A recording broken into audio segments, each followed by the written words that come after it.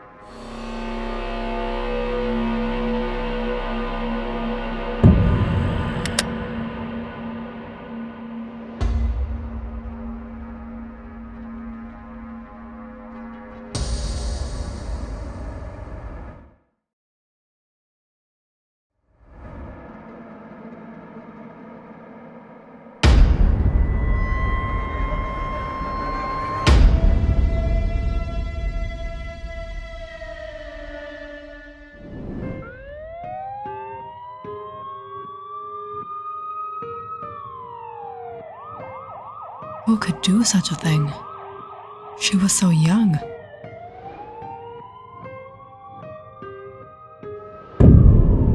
Wait, I know her. She couldn't speak. Ava Miller recently moved to the small town of Granbury, Texas, and it has been a couple months since she enrolled into the local BI High. Ava didn't know anyone here, nor did she make any new friends. And that wasn't unusual, because she was a little different. She was unable to speak, and it wasn't very often someone knew sign language. But just because Ava was the quiet girl didn't mean she wasn't popular. She was beautiful, and all the guys had their eyes on her. And the girls were insecure.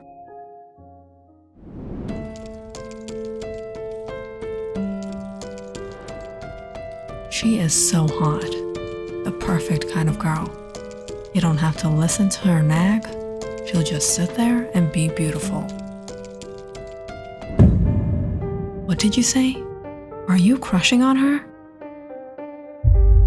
What? No, baby. Listening to her classmates speak behind her back, Ava scribbled a note and turned around. I can't talk, but I can hear.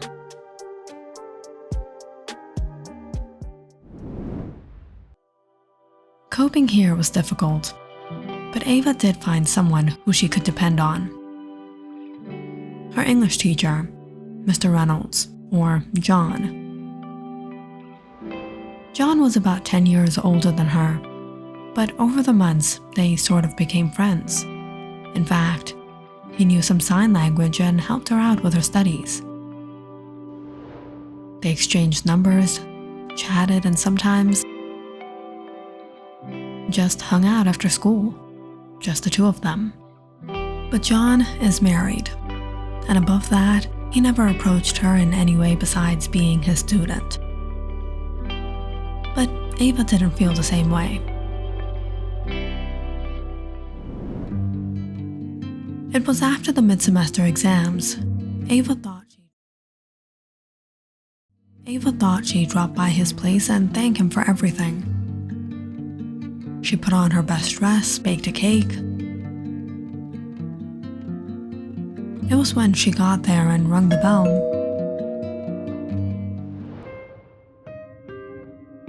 She stopped, hearing shouting inside. It was John and his wife. They were arguing about something.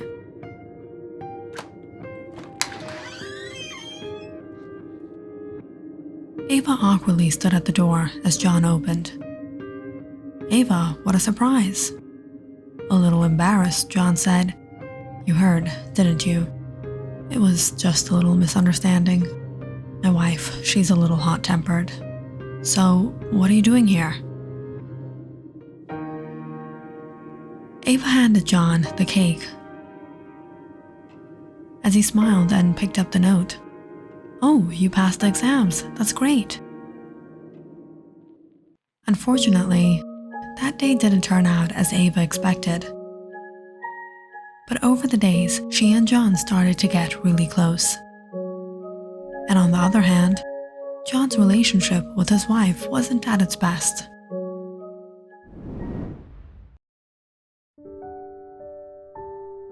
He deserves someone better. Maybe someone like me. Maybe he does like me.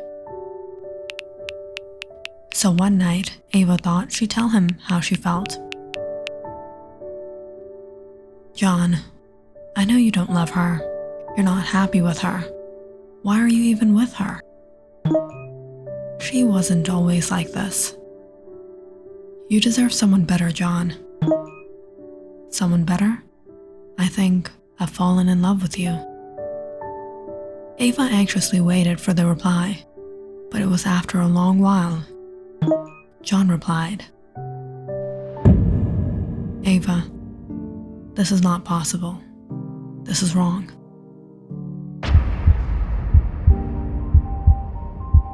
And that was the last time she spoke with him. John didn't reply to her messages. He didn't speak with her in class and left with a bell.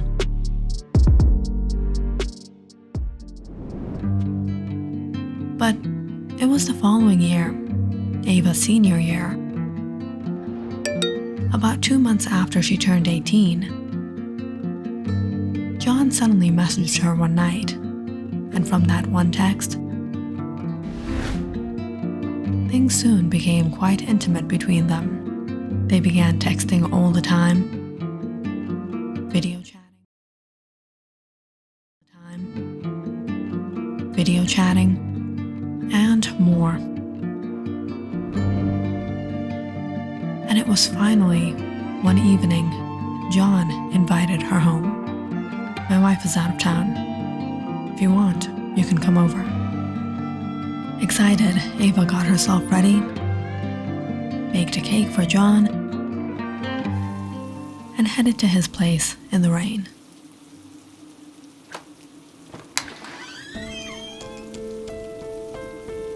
You look beautiful. That evening, she and John spent a wonderful time, listening to music, the rain gently pouring out. Have you ever tried wine?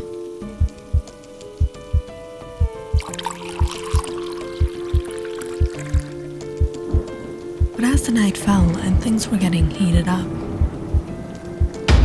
it was suddenly John began to feel a strange pain in his head, and soon fell unconscious.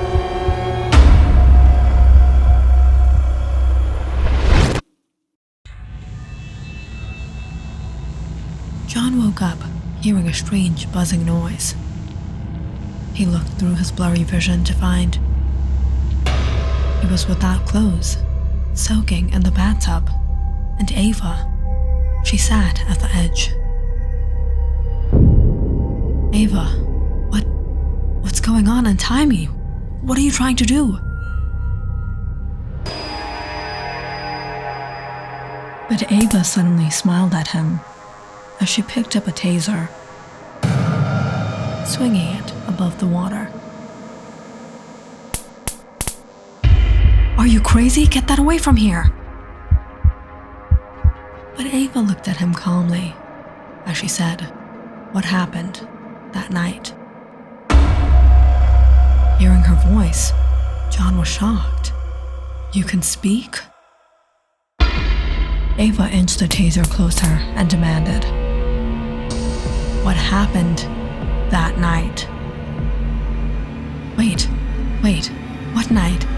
Who are you? Why are you doing this? What did you do with Vivian?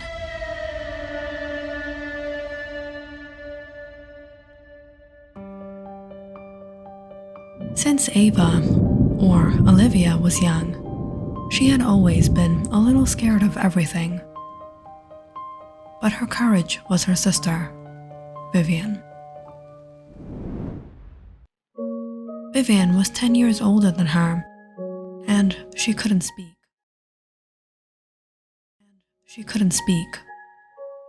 From her childhood, Olivia always communicated with her in sign language,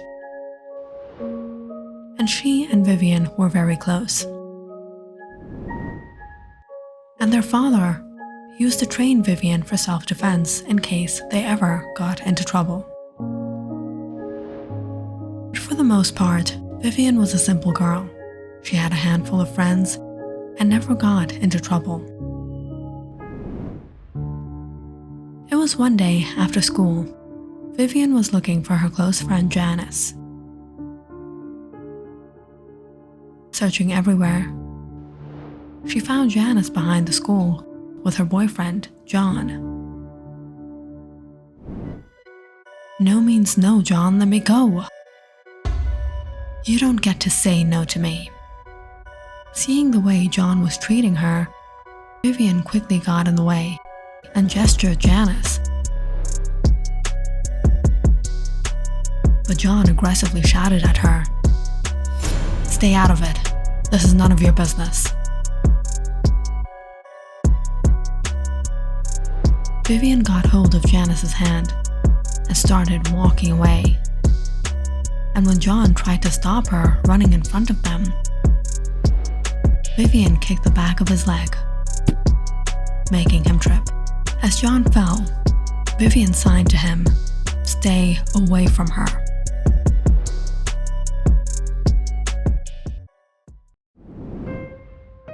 As soon as Vivian brought Janice aside, she asked her, "What are you doing with him? I thought you guys broke up and you were with Ed now." "Yeah, but you know how John is. I couldn't tell him." Vivian stood shocked, warning Janice, "You are going to get yourself in trouble."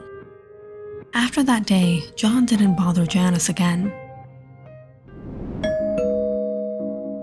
But it was a couple days later, one evening, he showed up at Vivian's place. Vivian opened the door, shocked to see him.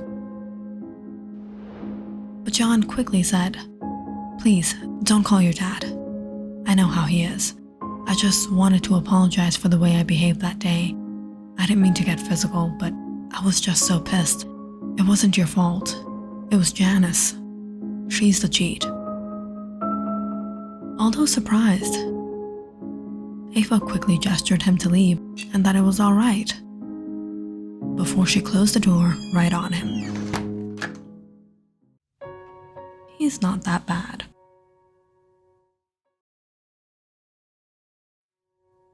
She found someone had been watching them.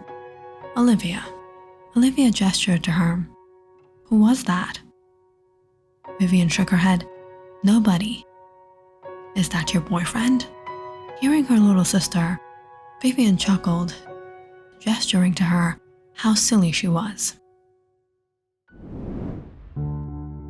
The next day, after school, when Vivian met up with Janice, she broke down crying. Vivian asked her what happened, and Janice told her John was blackmailing her. He had some compromising pictures of Janice, and if she didn't give him $2,000, he would leak them. Seeing Janice cry, Vivian was furious. She told her, "You deserve it." Vivian knew Janice didn't have that kind of money. But if John happened to do what he said, Janice's father would take her life. So Vivian tried to calm her down and helped her out with $300 she had saved up. And Janice arranged the rest of the money from her savings and stealing from her mom. But even after arranging everything, Janice was still afraid to go. And she asked Vivian to go with her.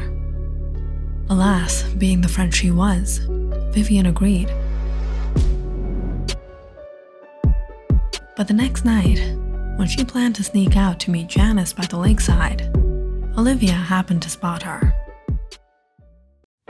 "Vivian, where are you going? You know I feel scared without you." Vivian gestured to her. "I'm only going out for a little while. Don't tell Dad, okay? I'll be back soon." But it was then Ava asked her, "Is it the delivery boy?" Vivian chuckled, seeing Olivia so concerned. She took off the belt and put it on her. "Keep this with you. Now you won't be scared. That night, Olivia watched her sister leave, but she didn't come back. And it was a few days later, her body was discovered by the lakeside in a horrible condition.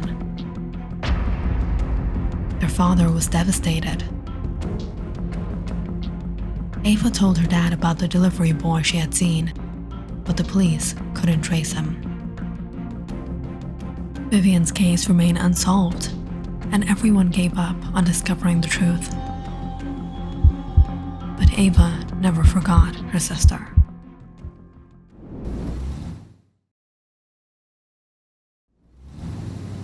And it was about a year ago, on a trip with her dad hauling some freight across the state. They stopped at a diner in Granbury.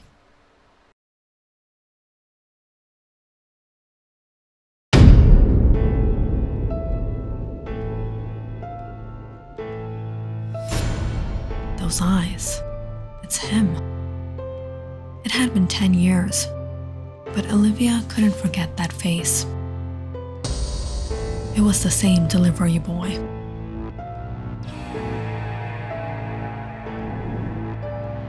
Suspicious, she began looking into him and found out he worked as a high school teacher in Granbury. Olivia knew she had the right person, but she needed to get close to him to know what happened with Vivian.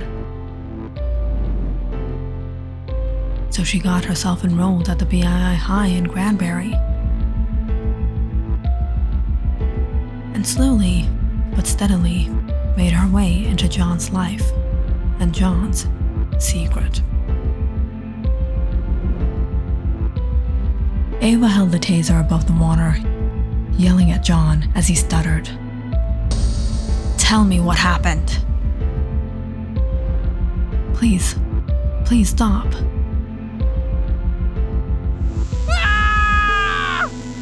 John yelled as he felt the electric current pulse through him. "Stop! I'll tell you.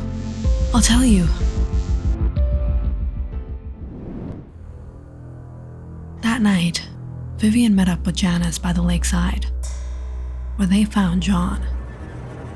"Go, give it to him. I'm waiting here." Vivian watched as Janice handed over the money. They spoke for a while before she returned nervously with the bag of all her pictures. "Is that all of them?" Vivian asked, concerned. But to her surprise, Janice said to her, "I'm sorry, Vivian," before she suddenly ran off, leaving her there in the woods with John.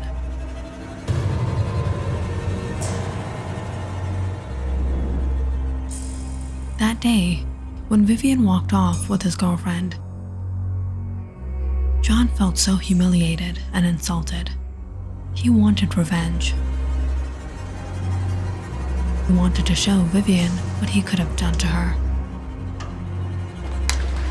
So, he thought of getting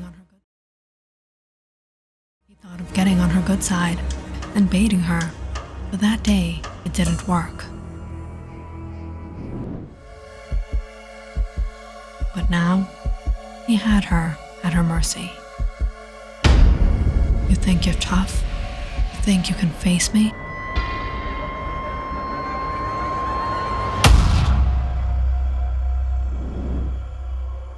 John sobbed as he confessed everything. She was tough.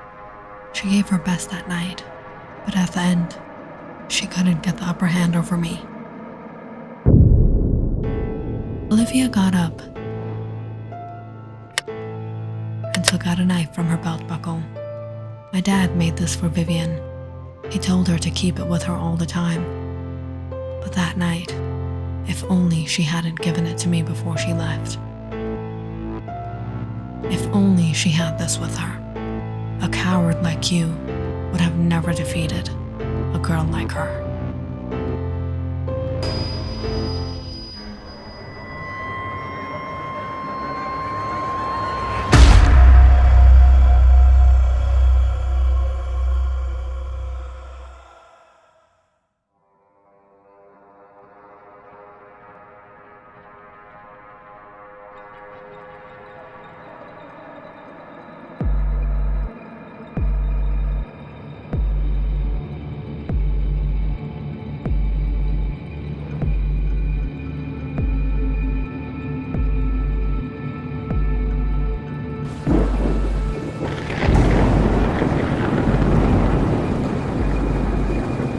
Click on the subscribe button and check out more awesome videos on our channel. And don't forget to press the bell icon because you know it's interesting.